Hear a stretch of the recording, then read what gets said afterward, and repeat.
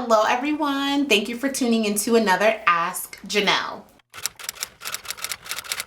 Today's Ask Jenell comes from my love, Happy to be Nikki. Her question is, how did you transition into working from home, working for yourself, becoming a boss? What tips do you have? And you look freaking amazing, by the way.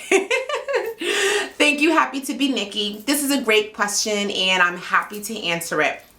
So transitioning from working a normal job to working for myself was it was like about maybe like a 12-month process. It actually started after I had my son. My son was born December of 2011, and I was on long-term disability maternity leave because I was high risk, and I actually really enjoyed that time being at home and building up my business, which is now what you know as kinkycurlycoilyme.com. During that time, I spent a lot of time on the internet and also filming YouTube videos and just keeping myself active online, and I really started learning a little bit more about just marketing as I was just navigating how to get more people to know me. And when my son was finally born in December, I had to return back to work in March, and I went back into work, and every single day that I had to leave work, I felt like a part of me was being ripped out of my chest when I had to leave my son. I also found myself being really distracted at work because I would prefer to be doing what I was doing while I was on maternity leave, which was building up my brand.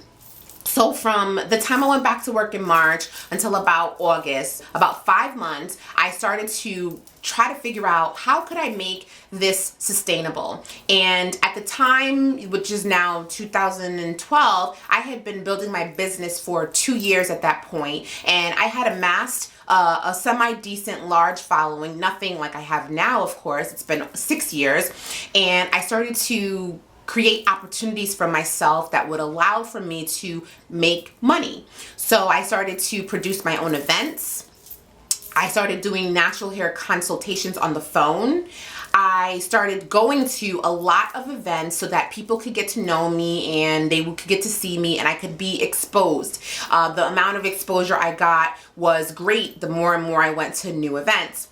I also started to reach out to different online websites who offered freelancing to see if they needed someone to write so I could get paid for my writing. And then I started to charge for YouTube video reviews and my creativity, pretty much. So those were 5. There's probably a couple more things, but those 5 things I started to figure out, how could I do this more consistently? And as the business started to grow and the numbers started to grow, it was the only way I could really monetize it, because YouTube does pay content producers for, advertisements on the video, but you have to have large numbers in order for that to pay off. So over the 6 years, my YouTube numbers are so big that it actually is a benefit, and it is really a main part of my income today. But back then it wasn't. I had to really work hard to get those numbers up. And the more events I did, I started doing events on a monthly basis. Not only was I getting paid from ticket sales, but I could charge sponsorship, because companies recognize that there's an audience coming to these events that they can market to. And so I could charge advertisers and I could charge businesses to participate and support and sponsor my event.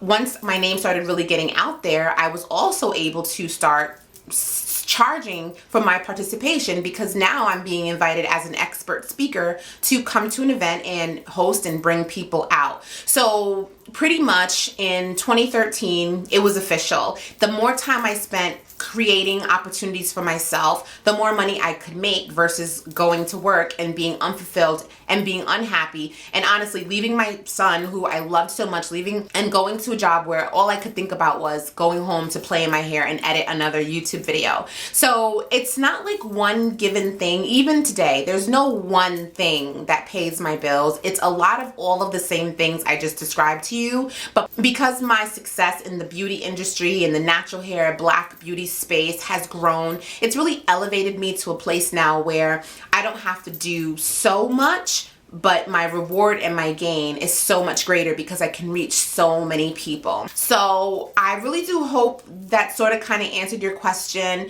If you are interested in building your own brand, I do offer what I call brainstorming consultations where we sit and we talk, and we can do it over the phone, we can do it over Skype or in person if you live nearby, and we just kind of strategize and talk about how you can build your brand. I offer consultations and we can have one, and this goes not just for you, honey, it goes for everyone. So please let me know if you have any other questions. Please like this video, please share this video, and of course I love you for watching. Bye.